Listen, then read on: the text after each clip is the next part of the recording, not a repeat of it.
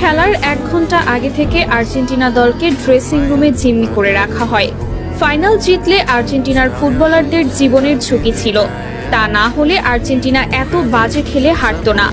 এবার final match নিয়ে মুখ খুললেন ব্রাজিলের ফুটবলার কাকা।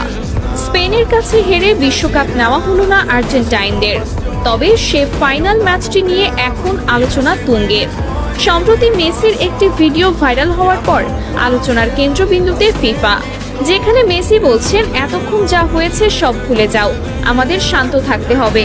আর ড্রেসিং রুমে এমন কথা বলা নিয়েই এখন সবাই ফিফার দিকে আঙুল তুলছেন।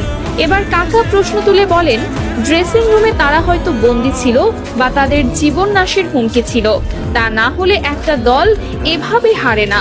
ইচ্ছে করে হারতে গিয়েই তারা বাজে খেলেছে, তা না হলে খেলা হতো সমানে সমান। আর্জেন্টিনা আগে থেকেই জানতো তারা আজ হারছে। এই ফাইনাল ম্যাচের জন্য আন্তর্জাতিক মহল থেকে তদন্ত করা হোক, তা না হলে আসল রহস্য বের হবে না। কাকা আরও বলেন, ফুটবলের মতো নিরপেক্ষ খেলায় যদি এমন নোংরা রাজনীতির প্রভাব পড়ে, তবে কোটি কোটি সমর্থকের আবেগ চিরতরে হারিয়ে যাবে। তাই সত্য প্রকাশের স্বার্থে ফিফাকে অবশ্যই এই ঘটনার সঠিক জবাবদিহি করতে হবে।